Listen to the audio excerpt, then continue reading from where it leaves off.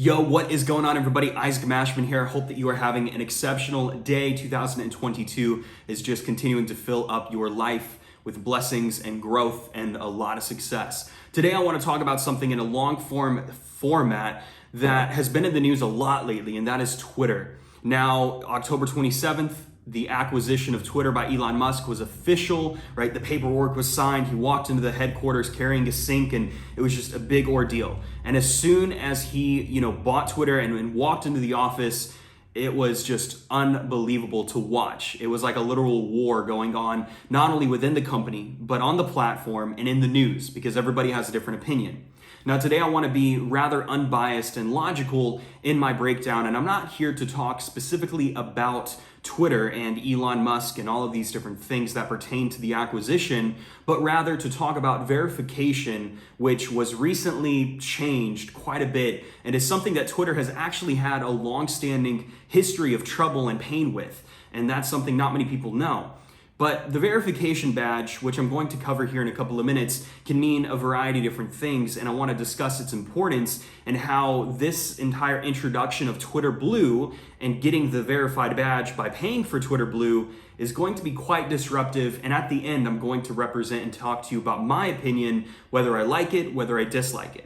Now, this video is not going to be heavily edited. I'm going to be doing this in literally not one take. I've already started this video a few times, but just one long free-flowing conversation. Now, the history of verification, it was introduced on June 2009, or in June of 2009. Ironically, another person who's been in the news a lot lately, after Kanye West and a manager, a baseball player as well, and a coach, Tony La Russa, was suing Twitter. Now, Kanye wasn't suing Twitter, but Tony did after different accounts were impersonating him. And I didn't do a whole lot of a deep dive into this, but I had no idea that this was the reason that it launched. So it was introduced June 2009, and they were pretty much just verifying, these notable public figures, these celebrities, people that, they, quote, were in contact with. And afterwards, more and more people began to seek out that badge. I mean, we have Instagram that has verification, that has its own system. We have TikTok with its verification, YouTube with its verification, Facebook, pretty much any social media platform has some kind of verification that confirms that this person is notable, or so you would think. But then 2017, Twitter, nearly a decade, right, 8 years after the launch, they stopped offering verification to people. Now, here's the thing. During that time period, they were like, we're not handing out badges, but they would verify certain political figures. They would verify people that were, celebrities that were blowing up. But it was never in an era or an aura of transparency. It was never, this is a set criterion that somebody has to meet in order to be verified. And it's kind of difficult trying to decipher and determine what makes somebody worthy of verification. Now, here's the thing. They did this after a white supremacist was verified, and people on Twitter were assuming that, hey, this person who was verified by Twitter, all of a sudden, this was like an endorsement. And so Twitter had this huge wildfire that was, oh my God, we're not endorsing this person, but now let's kind of reevaluate what this means. So a couple years go by, the verification process is closed, quote unquote, and then they introduce a system, a portal that you can access through your account and apply for verification. This opened up the doors for journalists, business people, people with an X amount of followers. I've heard some different things and different varying thoughts that you needed like 15,000 followers or a lot of press or to trend on Google, by using the Google Trend search console. And from there, a year later, Elon Musk acquires the platform and completely disrupts this again, right? That was open in 2021. Some people got verified. They submitted themselves. Great. Now, here's the thing. Even up until this point, and this has been a meme that's been going around right now, people have been paying for verification. Pretty much since verification started on any social media platform, there are a group of select people that either have access to the portal, right, i.e. a Twitter employee or an employee at a social media platform, which Elon Musk discovered employees were actually, and you could go to his account, go to the news, verify everything I'm saying. I want you to do your own due diligence, but I'm approaching this from a standpoint of somebody who's in the industry of personal branding and public relations and has a long-standing history of working with people to build out their credibility. And a verification badge is a great and excellent way to establish and show your credibility. But here's the thing. I already knew that people were paying for verified badges, but this goes into the same category in my mind, and from an ethical standpoint, an ethics standpoint, a morality standpoint, of somebody who fakes their followers and fakes their following, trying to portray themselves as somebody they're not. If you approach somebody and you pay them $10,000 to get verified because they have backdoor access, Twitter isn't verifying you. Somebody with access that is going against company policy is verifying you. It's the same thing as paying yourself to get into, or paying somebody to get into Forbes or Entrepreneur without disclosing that it is a paid placement, and they're not going to Forbes or Entrepreneur or any of these other publications saying that, hey, we're charging behind your back to get these people into publications. That is very problematic. Now, albeit you might not be in business if you're watching this video, Lord knows I would love to get this video semi-viral, so make sure to share that and send it to somebody else that you know who is using Twitter or somebody who's paying for Twitter Blue and the subscription service. But it's just something that is not great. It's not a great look. And so Twitter Blue in of itself offers some features, which is excellent. But to my knowledge, you cannot disable the verification badge and just get access to the features.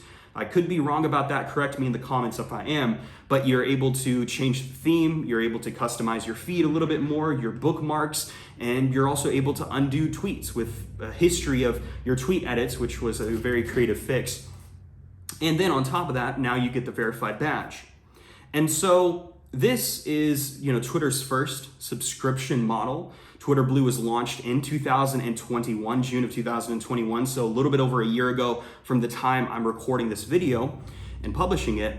And so I'm sure that maybe the revenue was decent. They were introducing another way to make money. Everybody talks about multiple streams of revenue. Well, your one business can have 7, 8, 9, 10, 100 different streams of revenue. And so this was a great way, because social media platforms typically tend to rely on advertisers for a majority of their income. It's not like they're just outright, offering other services. They're offering attention and they're offering a platform. And so these advertisers are wanting to make more revenue. So they're paying a premium, saying, hey, I want to get this post in front of your face. Another feature, Twitter Blue, half the amount of ads that you see. But during times of financial hardship, recessions, etc., a lot of times advertisers pull back on their advertising budgets and they kind of buckle down. They're like, oh my God, I gotta weather out this storm. And so Twitter Blue is a way to increase the revenue and introduce something else in this economic downturn where advertisers are not so keen on spending money advertising. And so from that standpoint, yeah, it could be a great benefit to the platform from a revenue place. But it's also introducing this other problem with people who are now paying for Twitter Blue, which is great. You're getting a service. They don't care about the features. They care about the badge. Now, comparatively to somebody who was charging $20,000 or $5,000 or even $3,000 a couple of years ago to get somebody verified, now you're only paying Twitter $8. And so you're skipping the middleman. And so in a sense, rather than paying somebody, you're now paying a very low amount, but it's publicly known. And so whereas people before were hiding behind this fake aspect, now it is publicly known. And what's interesting is if you go to a Twitter account where they paid for Twitter Blue, and I'm looking at my monitor right here, it says if you click on the verified badge, this account is verified because it is subscribed to Twitter Blue. And then it has a link that says learn more. However, if you go to another account, let's take Elon, for example, and click on the verified badge, this account is verified because it's notable in government, news, entertainment, or another designated category with a link that says learn more. Now, my question is, how is Twitter going to continue verifying people that say this is notable in government, news, entertainment, and or another designated category? Now, they have closed the portal, and I have this right here that says that they've closed the other form that I was talking about that was introduced in 2021. But right here on the website, help.twitter.com, what does the blue check mark mean? And this is Twitter's definition. The definition of verification and the accompanying blue check mark is changing. Until now, Twitter used the blue checkmark to indicate active, notable, and authentic accounts of public interest that Twitter had independently verified on certain requirements, and then adds to a link. Now the blue checkmark may mean two things. Either that an account was verified under the previous verification criteria, active, notable, and authentic, or that the account has an active subscription to Twitter's new blue subscription service, which was made available on iOS in US, Canada, Australia, New Zealand, and the UK, etc. So this also opens up the question of, is this not going to be available to certain countries? And so how are they verifying these individuals? And if these countries are closed off, are they going to have some other process? Let's take Nigeria, which was banned and then opened up again, or India, or these other places that don't rely on the iOS market, because Apple doesn't control the market share in Europe and other countries. So that's something I'm really, really wondering. And eligibility criteria on the same webpage, only accounts subscribed to Twitter Blue and iOS on or after November 9th, 2022 are eligible for the blue check mark moving forward. I don't know about this. I really don't know about this, because one of the things that Elon said was, up until now, he's like, there's like a lords and peasants, referring to the entire medieval idea of you have, kings and queens and lords and peasants and the caste system. He said like that up until this point, that's how it's been. But isn't that the government? Isn't that politics? Like all of it is to a degree, it's like kings and then peasants, or the president and then voters. It's like, to a degree, you have this system to where not everybody is a celebrity. Not everybody has things that they have done that are notable, that are worth paying attention to from a public-facing standpoint. From a personal standpoint, whatever your definition of success is, you're going to be successful. If you want to be a school teacher, that's fine. If you want to be, somebody who's working a certain job and you think, man, I am happy and content, more power to you. But from a standpoint of people that are creators with millions of followers or hundreds of thousands of subscribers or authors or business owners, etc., this is one of those things to where how are they going to stand out? Is this eliminating that and making it to where like everybody pretty much is the same? Well, no, because now you have Twitter Blue, which offers benefits to the algorithm. And the other thing is Twitter verified accounts on Twitter have a different feed. It's a verified feed, which not many people know about. But Mark Cuban even said the other day, he's like, from one entrepreneur to another, and he's tagging Elon. And I wouldn't be surprised if Mark Cuban's opinion actually gets Elon to change his mind to a degree.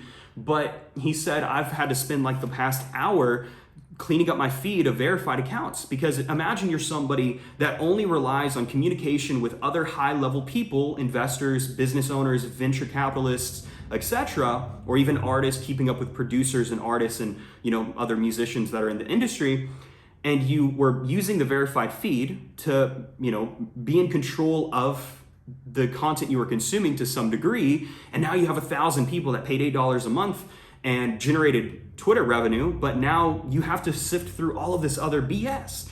And so this is introducing and completely changing the game to where I'm really curious to see how this plays out. Is it introducing revenue? Absolutely. But is it introducing problems? Definitely. And a lot of questions that they're going to have to address. The other day we have, Marquis Brownlee, or man, whatever his name is, I don't really pay attention to his account or anything, but he saw this little official badge that was underneath. And he's like, apparently you have the official badge. And then a couple hours later, Elon Musk pulled the plug on that and killed it. And so I feel like Elon's getting in and he's trying all these different things, trying to almost save a burning ship.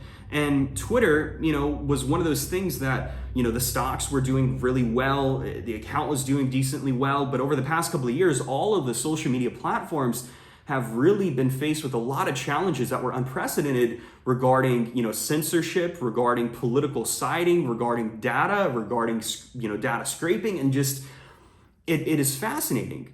Now, from a standpoint of somebody who's in the public relations industry and personal branding, and I work with people to build out their credibility, coffee break, the verification badge means that you've done something.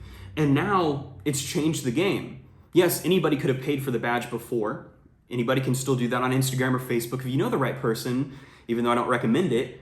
But now with this thing, I'm going and I'm finding people on my feed that are getting recommended higher, that I'm seeing more, and it's confusing because these are people that otherwise are normal people, and I'm saying this as somebody who's working and has been continuing to work and grow my own credibility, and I wrote a book for a reason, I did these things for a reason to build out my credibility, and I'm making content like this for a reason, to build out my personal brand.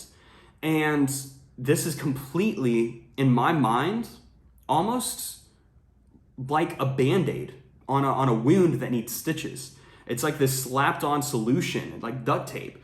And I think that this is a long-withstanding problem that rather than finding a different solution, this was probably the easiest way to fix something that was broken, that has been broken, that has always been broken, and make it better than it was, but not necessarily a long outstanding fix. And I wouldn't be surprised, I could be wrong, this is speculation, pure speculation, that a couple months from now, Elon might come around and they might actually take away this badge. Because I'm already seeing these impersonated accounts, and they say that they're cracking down on it and that they're really dedicated to, making sure that this impersonation issue is not a thing. But, NFTs, cryptos, all these different fake accounts. I have an inbox of requests from all of these different, crypto fake accounts that now you just pay $8 and you could profit 800,000, 8 million, whatever it is. And, from a loss of the blue check mark for Twitter Blue subscribers, blue check marks may be taken away at any time for any reason at all by Twitter,